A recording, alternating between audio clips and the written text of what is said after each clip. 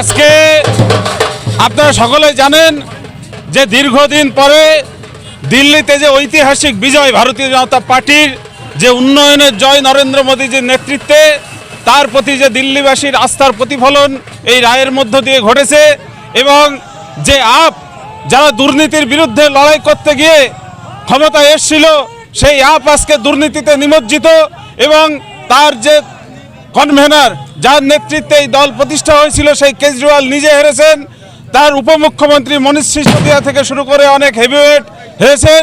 তাই দিল্লি থেকে এবার বিদায় নিয়েছে পাপ, আর আগামী 26-এ পশ্চিমবঙ্গ থেকে বিদায় নেবে পাপ, বাংলার পাপ বিদায় নেবে।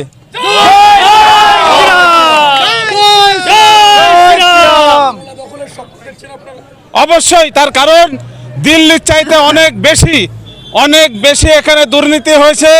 সেই দুর্নীতি মানুষের সামনে প্রকাশ্যে যেমন এসছে, তার থেকে বড় জিনিস যে পশ্চিমবঙ্গ তৈরি হয়েছিল শ্যামাপ্রসাদ মুখার্জির নেতৃত্বে এবং তার দূরদর্শিতার কারণে বাঙালি হিন্দুদের জন্য যে ভূখণ্ড তৈরি করেছিলেন শ্যামাপ্রসাদ মুখার্জি, আজকে সেই বাংলাতে সনাতনী মানুষদেরকে দুর্গা পূজা থেকে সরস্বতী পূজা করতে দেওয়া হচ্ছে না, তাদের ধর্মীয় আচরণে বাধা দেওয়া হচ্ছে বিভিন্ন সংখ্যালঘু অধ্যুষিত এলাকায়।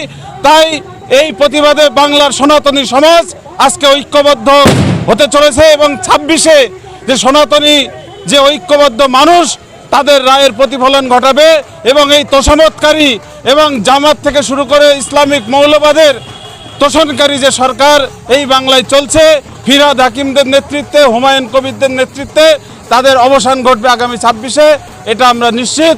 এবং আজকে দিল্লিতে এই জয়ের পরে ভারতীয় জনতা পার্টির কর্মীরা আজকে সারা বাংলায় উজ্জীবিত এবং এই ঢেউ আসলে পড়বে বাংলাতে এবং এই পাপ ধুয়ে মুছে সাফ হয়ে যাবে বাংলা থেকে। ভারত মাতা কি জয়। হ্যাঁ, আমরা এই চাঁদপাড়া বাজার পরিক্রমা করেছি। চন্দ্রকান্ত দাস, সাধারণ সম্পাদক, জেলা বিজেপি।